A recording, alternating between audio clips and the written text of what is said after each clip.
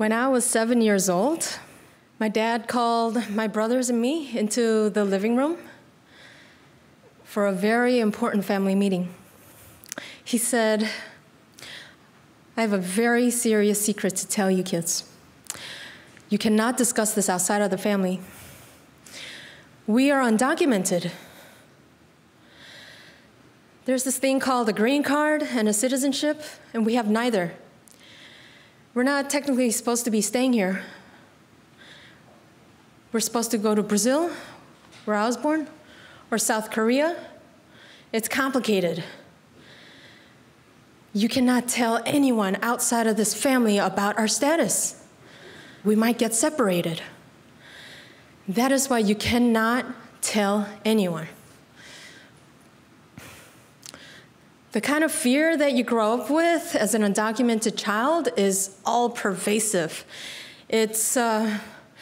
I've had many discussions with my friends who share the similar stories of recurring nightmares, of paramilitary police raids, of our families being taken away, or worse. And with that fear comes a sense of isolation. Like many undocumented kids, I also grew up very poor. Our basement flooded every time it rained. We didn't have furniture or beds. There was no heat or hot water. Some days we went without food. And I remember my mom teaching me how to squash the bugs with my fingernails so that my hands wouldn't get too dirty.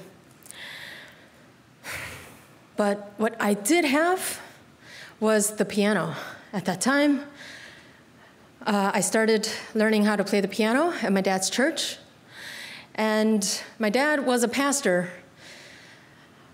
who was unable to gather a large enough congregation to apply for a religious worker's visa. But there was a parishioner who, after seeing how poorly we were living, she donated brand new furniture, including a piano for me.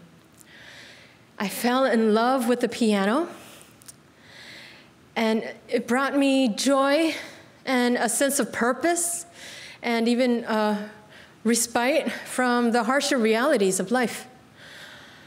I started accompanying my church services and my high school choir.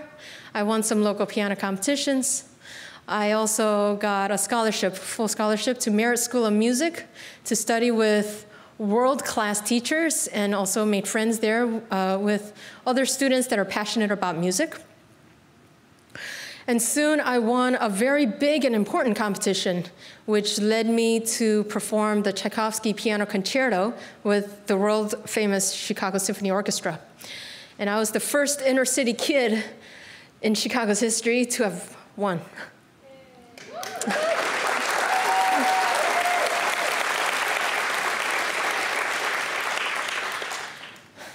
The artistic director of Merit School of Music, Ann Monaco, called me up to her office and asked what colleges I was planning on applying to.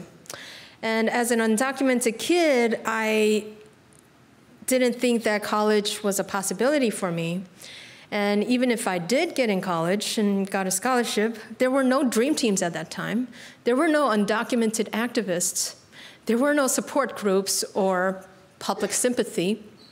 It was just me, a frightened 17-year-old girl, and her confused teacher, who I said, "I'm not going to college." And I left it at that.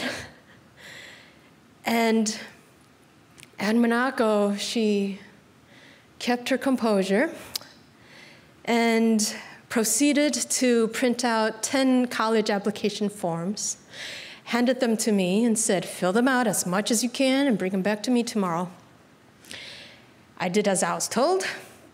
I brought them back to her the next day, and she immediately noticed the missing Social Security number.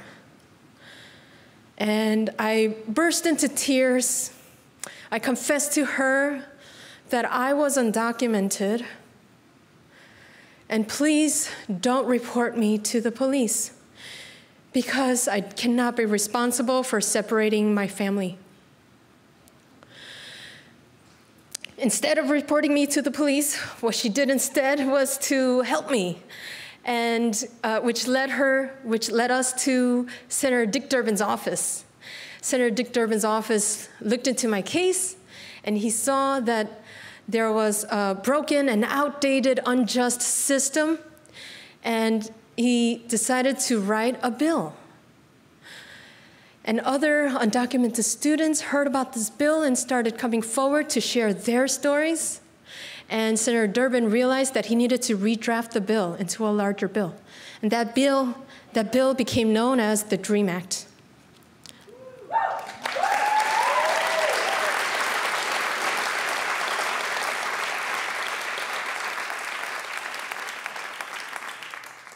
In 2001, I was able to go to college.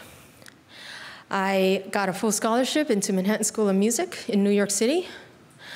And on September 11th of that year, I was getting ready to fly to Washington, D.C. for a hearing on the DREAM Act, when all flights were canceled due to the terrorist attacks. The mood of our country changed that day. Aside from all of the horrors that we all felt, what it meant for the DREAM Act was that any immigrant-friendly legislation was out of the question.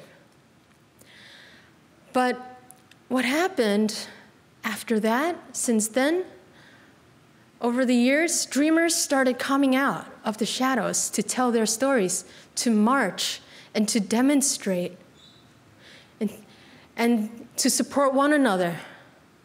And most importantly, to win public support. A lot of us in the movement are starting to realize that the DREAM Act was just a seed that was growing and growing into a larger movement that is needed for a broader, comprehensive immigration reform. Thank you.